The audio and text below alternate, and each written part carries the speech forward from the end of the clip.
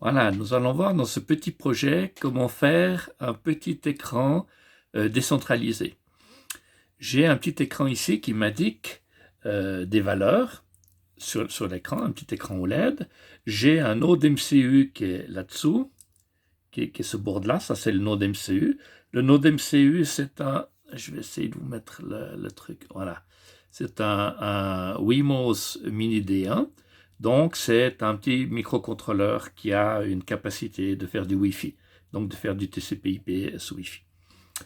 Et dessus, on lui met un petit écran OLED qui est ici, et on le programme avec ESP Home et Home Assistant pour lui transmettre des valeurs.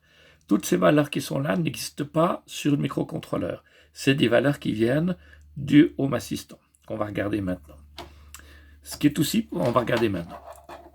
On va regarder comment j'ai programmé ça. Alors, la netteté, c'est pas le pied. Voilà, pas encore. Oh là là, voilà. Si je prends celui-ci et que je me mets ici, voilà. J'ai défini des senseurs dans mon ESP Home et j'ai défini des senseurs virtuels, comme par exemple la température à l'intérieur. Donc la température à l'intérieur, j'ai dit que j'allais la chercher sur mon Home Assistant, qui est ici, et que j'allais prendre le senseur TH5 température.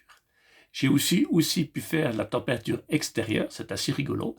J'ai été chercher la température extérieure de Home Assistant et j'ai dit c'est le outside température. Et ce outside température, c'est quoi? C'est le fameux intégration de la météo d'Allemagne, où on peut avoir les prévisions météorologiques et puis les météos du lieu. J'ai aussi été chercher le TVOC, donc les composés organiques volatiles, et j'ai dit je veux aller lire le capteur 72 de mon TVOC. Ce qui est très intéressant aussi, c'est que j'ai fait un texte sensor. Le texte sensor, c'est au lieu de donner des valeurs numériques, on reçoit des valeurs de texte. Et là, j'ai dit que c'était un input text et que c'était l'input text 1 qui me permet d'envoyer du texte donc des alarmes, sur mon mini-display. Si on regarde mon mini-display, ici, on voit que j'ai ici TVOC OK. Ça, c'est une valeur qui vient du texte display, du texte sensor. On va regarder après comment envoyer tout ça. Donc, je définis simplement mes fontes ici, la taille de mes fontes. Je définis mon port I2C parce que c'est un mini-écran I2C. Et je définis, je vais enlever, voilà. Je définis le display. C'est un display de ce type-là, un 1306, 64 pixels par 48, donc vraiment on voit beaucoup de displays. Puis après, il suffit simplement d'afficher l'état. Typiquement, on affiche l'heure ici, donc ça c'est pas mal, l'heure et la date. Donc c'est aussi l'heure du Home Assistant. Ici, on peut voir comment afficher l'alarme, donc le petit texte qu'on va afficher, et on voit les valeurs, la température à l'extérieur et la température à l'intérieur. On va regarder comment faire cette histoire de texte, d'input text.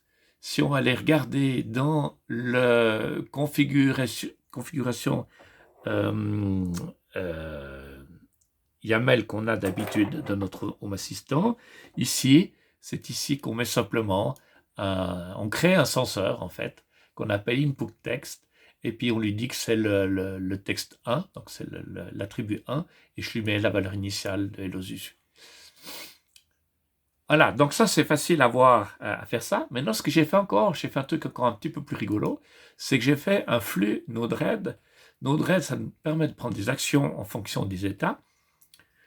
Et voilà, j'ai dit, pour faire les tests, j'ai dit, je veux suivre le senseur TH5 humidité, parce que c'est ce qui varie le plus rapidement quand on lui met les doigts dessus, pour faire la démo. Et je dis, si tu dépasses 50%, tu exécutes ceci. Et si tu fais moins que 50%, tu exécutes ceci. Et dans exécuter ceci, j'ai fait quoi? Eh bien, j'ai pris mon input texte, je lui ai mis cette valeur, j'ai dit que c'était l'input texte 1, celui qu'on a défini dans la configuration, et je lui envoie paglop. Quand c'est moins de 50%, je lui envoie Tevok OK. Je déploie tout ça sur mon truc, et quand on va regarder, voilà, donc là on voit Tevok OK.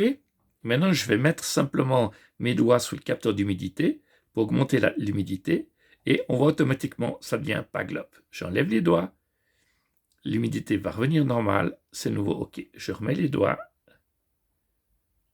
dessus, boum, et voilà. Donc là, au lieu que ça soit l'humidité qui fait le trig entre Tevok OK et paglop, eh ben, ça sera bien entendu le capteur de Tevok qu'il faudra mettre. Donc ici, il faudra que je prenne le capteur, ici, Tevok, il faudra que je prenne Tevok 2, Tevok 72, et que je mette 1000 par exemple ici, et puis quand ça dépasse 1000 de valeur, c'est pas net, non, double merde. Mais c'est horrible cette caméra. Voilà. Donc je dois prendre je dois prendre le capteur Tevok, et puis ici je mets la valeur de seuil. Par exemple 1000, si ça dépasse 1000 de valeur organique volatile, et ça déclenchera l'alarme.